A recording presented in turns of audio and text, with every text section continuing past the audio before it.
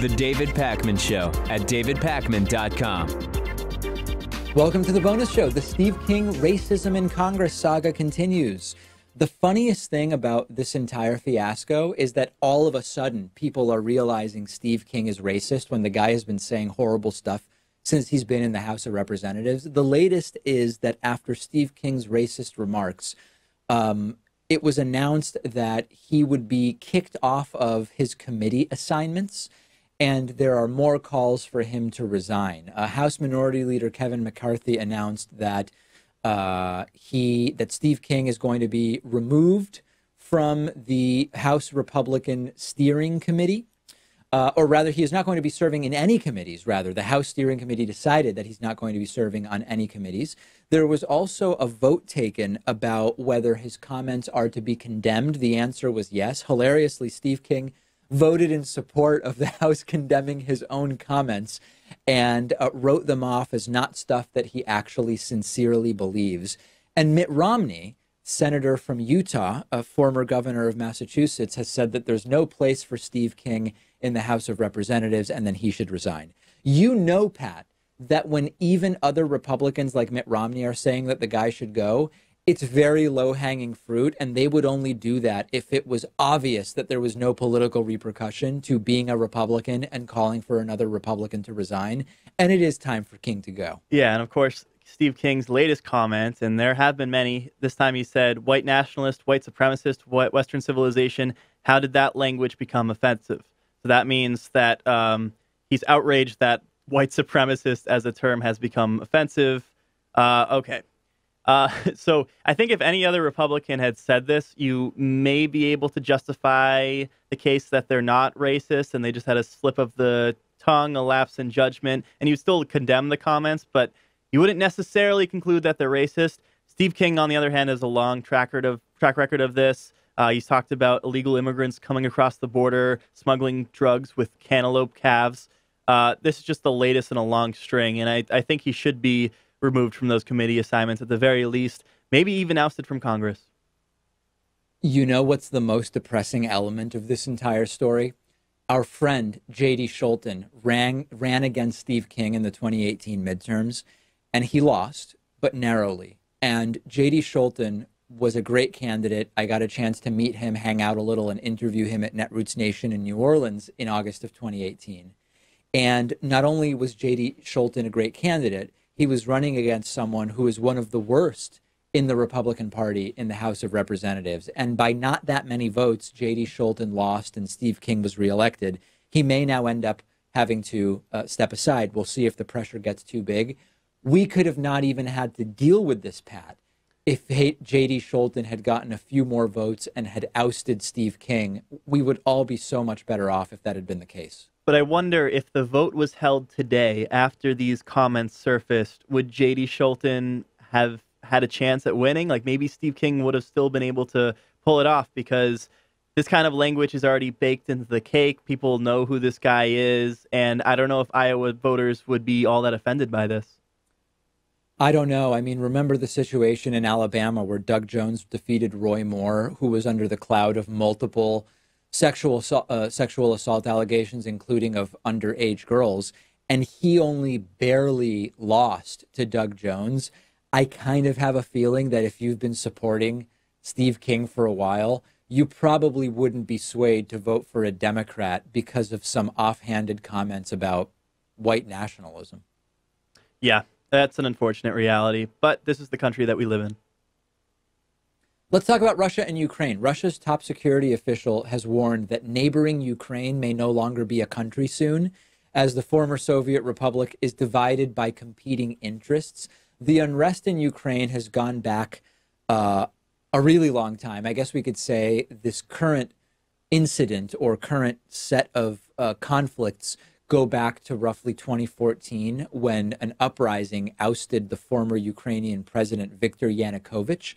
And now we are actually hearing from Russian Security Council Secretary Nikolai Patrushev, who warned yesterday that the current strategy of the Ukrainian president could lead to a total end of the country of Ukraine. And of course, all of the language they use, Pat, is always couched to have some kind of double meaning where you can't just straight up say, these are direct threats, and we need to, if we care about a joint defense agreement with Ukraine, we need to activate around them. They're always slick enough and clever enough and smart enough to couch it in a way where maybe it's not a threat and it's simply an observation that this could lead to the self-destruction of Ukraine rather than anyone coming in and doing anything. But in the background, there's always these thinly veiled threats of aggression. I think you still, though, have to take the comments seriously, especially in the wake of their annexation of Crimea in 2013, 2014. And the big concern is that Ukraine is not a part of NATO. So how would the international community respond to such a thing if they were to take over the entire country of Ukraine? Like if Russia had taken something else in the Soviet bloc, like Estonia, Latvia, Lithuania, because I think those are all three NATO countries, we would have an obligation to go to war with Russia. The same can't be said about Ukraine. And especially when you have a guy like Donald Trump in office, how would the U.S. handle such a thing? Yeah, I mean, I might stop short of saying we would have an obligation to go to war with Russia, but we would be committed to participating in the joint defense of Ukraine if they were a NATO member. That kind of makes this more interesting, which is that, as Pat mentions, Ukraine is not a NATO member. So ultimately, that doesn't mean that NATO countries wouldn't participate in helping Ukraine, but it would mean that there's not this automatic defense that they've committed to. It would be a discussion, and they would have to make the decision as to, okay, what do we want to do about the Ukraine situation? And presumably they would want to be acting together. Of course, the wild card there is Donald Trump and his relationship with Vladimir Putin and how that would impact the U.S. decision. But in the midst of all this, you have a number of sources now saying that Donald Trump is still actively considering leaving NATO, which, again, it's a story in and of itself, but it's part of this policy that we've seen of being deferential to Russia in a way that kind of goes beyond logic and what we would expect to see an American president doing. And all these stories are related. I mean, still, I don't know if I've missed it, Pat, but I've still not seen any serious response by Trump or the United States to Russian aggression, Russian Navy aggression against Ukrainian Navy aggression, which we covered a few weeks ago, ramming a ship and taking a couple of sailors. I've still not seen Trump say a word about it. No, in Trump's entire administration, pretty much every policy position that he's taken, pretty much every action that he's taken has been favorable to Russia. The only exception would be that time that he bombed that Syrian airbase where Russian planes were flying, but even then they got warning about that. And, you know, I hate to do this, but you have to start thinking about comparisons to World War II and Nazi Germany. Hitler slowly but surely took over land that was German-speaking, land that was historically German, like Sudetenland, Austria. Could you make that comparison to what Russia's doing with Ukraine, taking Crimea, and then threatening their ships and maybe wanting to take over the entire country eventually? I don't know that I would be ready to make that comparison right now. And I think a key difference there, aside from just the language, is that, remember, NATO was signed after World War II. So a key difference, if we think about, okay, let's assume Putin gets away with everything in Ukraine, and then he wants to go further, pretty quickly he would start to butt up against NATO members. And even if Trump pulled the U.S. out of NATO, I mean, listen, anything can always happen, but I just don't see that it would be allowed to really go any further, although I could be depressingly wrong. I really hope that you're right. I just worry that if there was ever a time for Putin to act, it would be now that he has a guy like Trump in the Oval Office in the United States. Yeah, there's no question about that. If there were a time to pull antics like that, it probably would be right now. We talked a couple of weeks ago, or the week before, last week, I guess I would call it, the week before this one, also known as last week, about Congresswoman Alexandria Ocasio-Cortez floating the idea of a top marginal tax bracket of 70%. We broke down how marginal tax brackets work, how it could hypothetically work on income above 10 million, 50 million, whatever. You could set it wherever it is you think makes sense. There's now a new poll, the Hill-Harris X survey poll, conducted between January 12 and 13, after Alexandria Ocasio-Cortez made the call for that floated a 70% top marginal tax rate. 59% of registered voters support the idea of a 70% top marginal tax rate. Women support it by a slightly larger margin than men. Women support it 62 to 38. Men support it 55 to 45.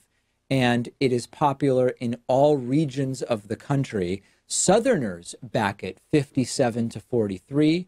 Rural voters back it 56 to 44. So there are a lot of people in general, but particularly right-wingers, surprised by this level of support. And you really, the truth is, Pat, if you understand how marginal tax brackets work, it makes sense that this would have pretty significant support, because we're talking about, number one, a marginal tax bracket, not taking 70% of anyone's total income, but taxing income above a certain threshold at 70%, so that this is going to affect a very small percentage of the population, and it also is only going to affect part of their income. So this is another one of those examples of when you ask people, do you believe the government has a basic duty to provide some health care to everybody, even if they can't afford it? Most people say yes. You separate it from the politics. Similarly, this is another example of how Americans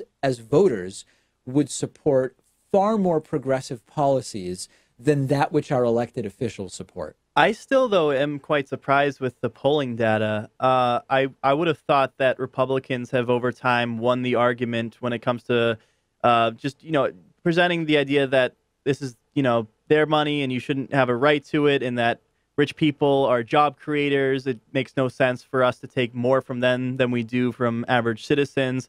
And that, you as a commoner may one day become rich and be susceptible to having to pay the 70% tax rate, having to pay the estate tax. I always thought that they kind of won out on that, but this polling data suggests otherwise.